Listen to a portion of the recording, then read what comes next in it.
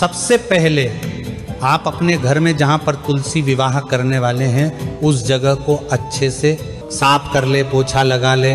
फिर आप उस जगह पर आटे और हल्दी से एक स्वास्तिक बना ले और उसके ऊपर एक पाटा रखकर पीला कपड़ा पाटे के ऊपर बिछा ले। यहाँ पर एक प्रश्न और आता है कि तुलसी विवाह करने के लिए क्या हमें व्रत रखना पड़ता है? तो ऐसा नहीं है। आप व्रत रखें वह भी अच्छा है और ना रखें वह भी अच्छा है। आप दोनों ही स्थिति में तुलसी विवाह कर सकते हैं। बस तुलसी विवाह वाले दिन शुद्ध और सात्विक भोजन और शुद्धता का ध्यान रखना जरूरी है।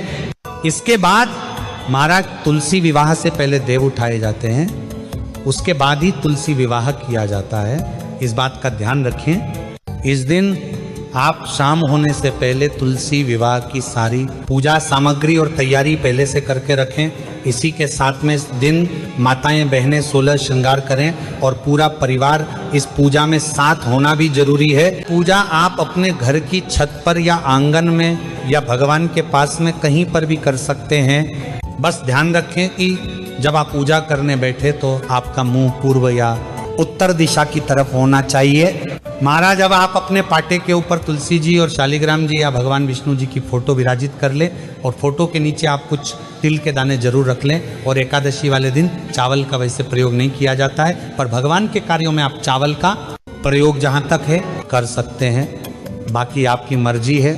महाराज ये तुलसी विवाह कुंवारी लड़कियाँ सुहागन स्त्रियाँ सभी कर सकते हैं, इसमें कोई परेशानी नहीं है। आप पाटे के ऊपर ही कलश की स्थापना कर लें।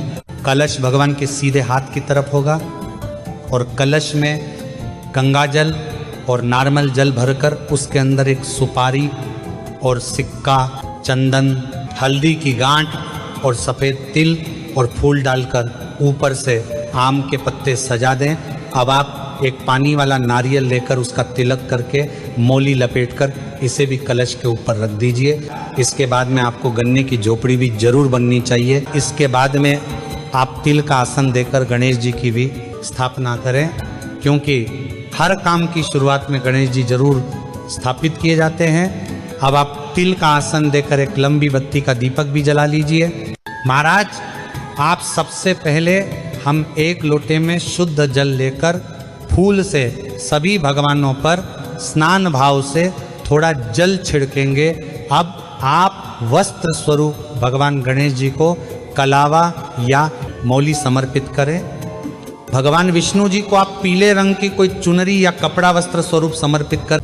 अब आप अपने सीधे हाथ की हथेली में एक पीला फूल, थोड़े से तिल के दाने और एक सिक्का लेकर भगवान का आवाहन करें और उनसे प्रार्थना करें कि आज हम आपका तुलसी विवाह करने जा रहे हैं। हमसे कोई गलती हो तो उसके लिए आप हमें क्षमा करें।